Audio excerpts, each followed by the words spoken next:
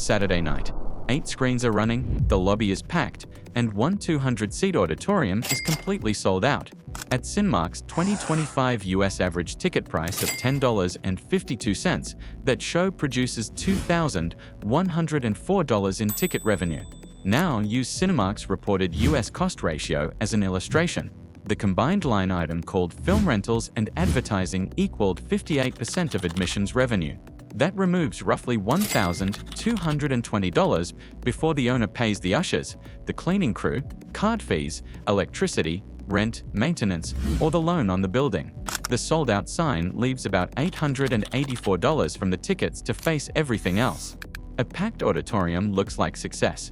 Financially, it may only mean the building has earned the right to begin paying its bills. And this is not merely a problem for small independent cinemas. Scaled across thousands of screens, the same contradiction helped turn one of the world's largest theater groups into a Chapter 11 debtor.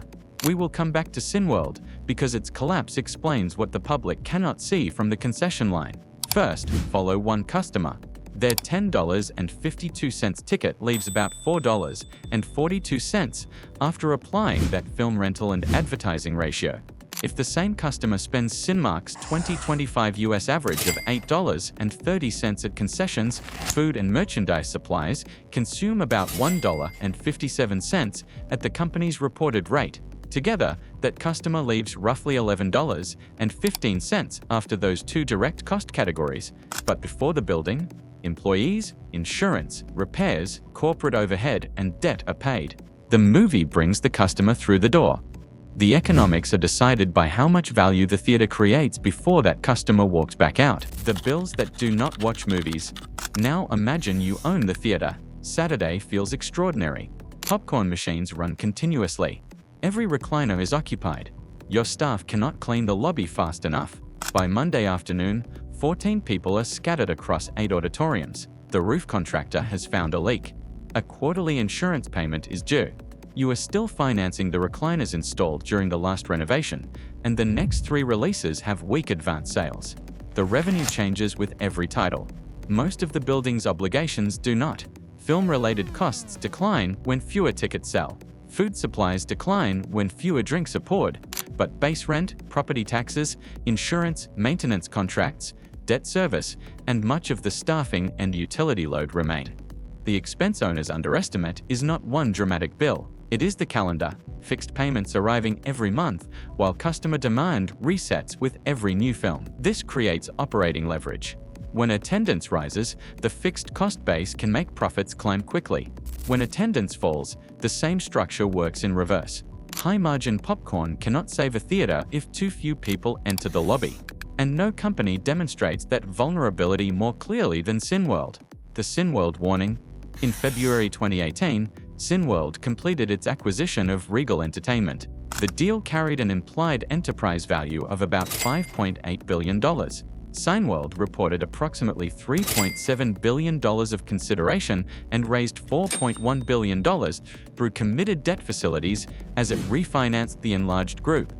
The strategy promised scale, more screens, stronger purchasing power, broader customer programs, and a major position in the US market.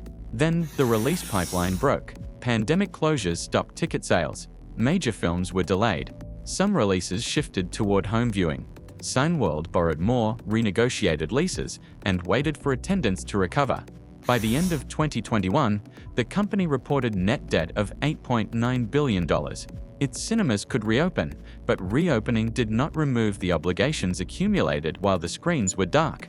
The audience sees a movie. The lender sees a schedule of payments. One can be entertained while the other is already preparing for default. On September 7, 2022, Cineworld Group and 104 affiliated debtors filed for Chapter 11 protection. The theaters continued operating. Employees still worked. Customers still bought tickets, yet the capital structure had failed.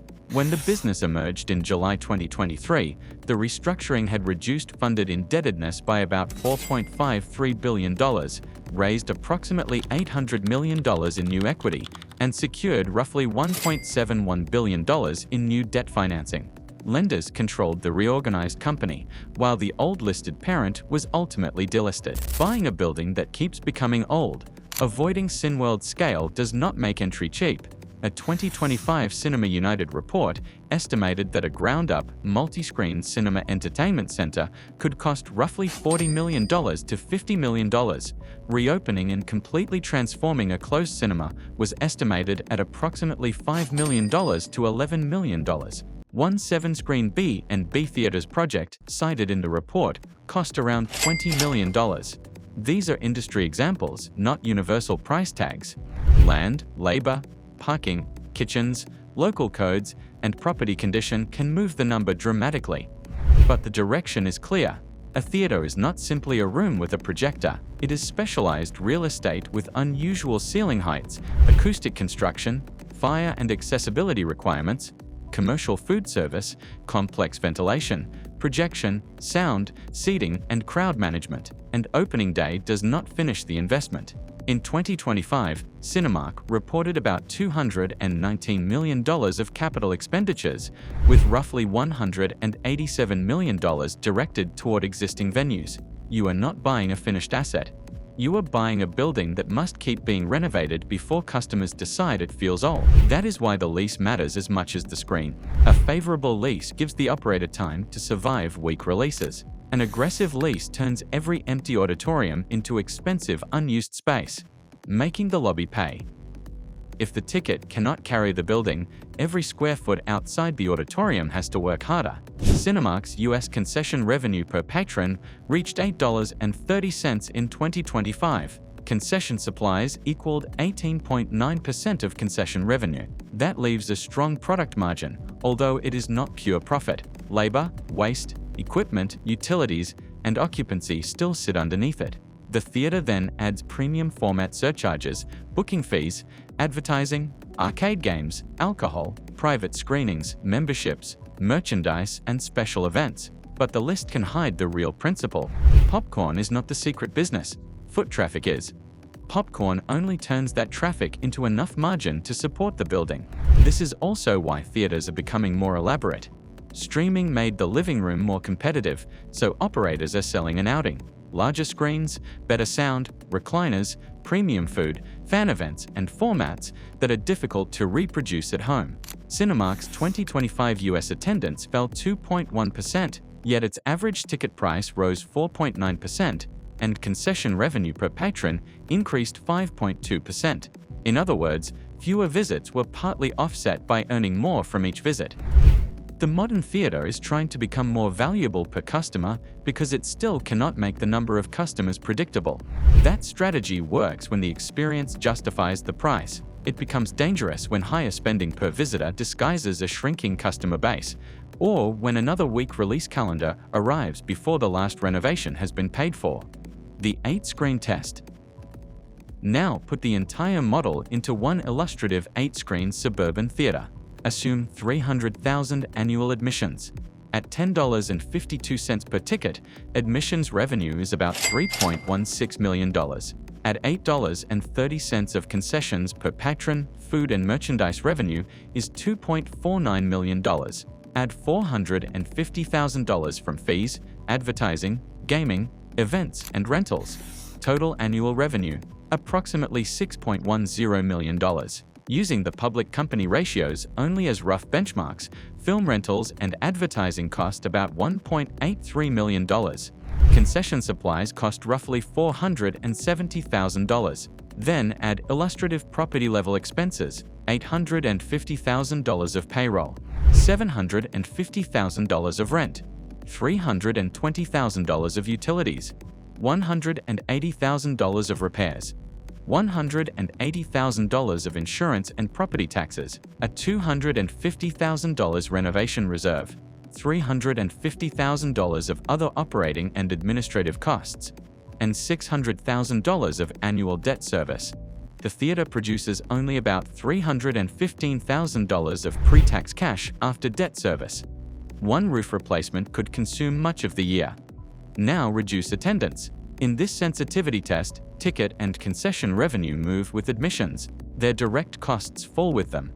Only parts of payroll, utilities, other revenue, and administrative costs adjust. Rent, debt, insurance, repairs, and the renovation reserve remain largely fixed.